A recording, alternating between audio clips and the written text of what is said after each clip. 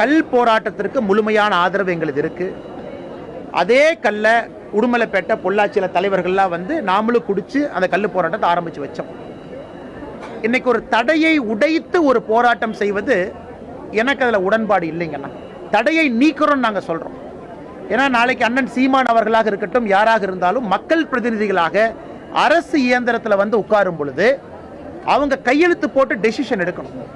நாளைக்கு டெசிஷன் எடுக்கக்கூடிய இடத்துக்கு அவங்க எல்லாம் ஒரு காலத்தில் வர போறாங்க. அப்படி இருக்கும் பொழுது இல்லை நாங்கள் காவல்துறையை தாண்டி மரத்து மேலே ஏறி நாங்கள் கல்லை இறக்கி கொண்டு வந்து குடிக்கணும் அப்படிங்கிறதுல எனக்கு தனிப்பட்ட முறையில் உடன்பாடு இல்லை. அது இன்னைக்கு ஒரு விவசாய பெருமக்கள் செய்யறதுக்கு முழு உரிமை இருக்கு. மரம் வச்சிருக்கிறாங்க, பண்றாங்க. ஒரு அரசியல் தலைவர்களாக நாம் அதை செய்யும் பொழுது மக்கள் நம்மளை பார்க்கறாங்க. நாளைக்கு உங்க கையில நாங்கள் ஆட்சி அதிகாரம் கொடுக்கும் பொழுது அந்த ஆட்சி அதிகாரத்தை எப்படி பயன்படுத்த போறீங்க? சில இடத்துல காமா இருக்க வேண்டிய சூழ்நிலை இருக்கு. ஆனால் நாம் முழு ஆதரவு கொடுக்கிறோம். அதுக்குன்னு ஜி.கே. நாகராஜனோ நீங்களோ போய் ஒரு மரத்து மேலே ஏறி பானை உடைச்சு காவல்துறையிட்ட சண்டை போட்டு நீங்க ரோட்ல கல்ல குடிப்பீங்களான்னு கேட்டீங்கன்னா நாங்கள் அதை செய்ய போவது இல்லை. சட்டப்படி தடையை தகர்த்து விட்டு களத்துக்கு வர்றோம். ஏன்னா அதுதான் ஒரு அரசியல் கட்சிக்கான அழகு. அதே நேரத்தில் அது சீமான் அண்ணன் ஸ்டைல். நான் சொல்றதுனால சீமான் அவர்கள் நான் கிரிட்டிசைஸ் பண்றேன்னு கிடையாது. அது அவரு ஸ்டைல். முதல்ல இருந்து அவருடைய அரசியல் அந்த ஸ்டைல்ல பண்ணணும்னு விரும்புறாங்க. பாரதிய ஜனதா கட்சி ஒரு பொறுப்பான கட்சி, மத்திய ஆட்சியில் இருக்கும்.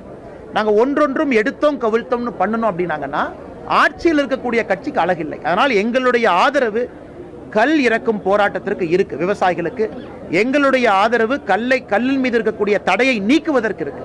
அதை சட்டப்படி நீக்கிவிட்டு நாங்கள் களத்துக்கு வர்றோம். ஆனா நீங்க மரத்த மேலேறி பானையை கட்டி இறக்கி கொண்டு வந்து குடிப்பீங்களா அப்படிங்கிற கேள்விக்கு விவசாயிகள் இறக்கி கொண்டு வரும் பொழுது குடிக்கிறோம். கேஸ் எங்க மேல போட்டுக்க.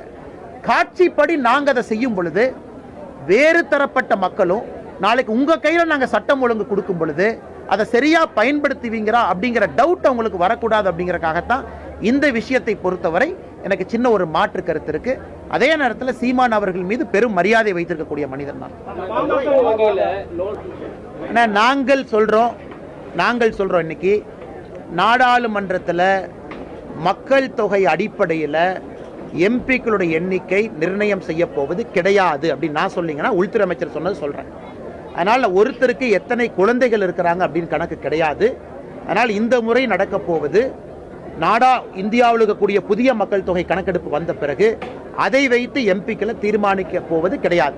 அதனால் முதலமைச்சர் அவர்கள் அவருடைய கற்பனை திறனை வளப்படுத்திக் கொள்வதற்காக தேவையில்லாத சர்ச்சைகளை உருவாக்கி கொண்டிருக்கின்றார்.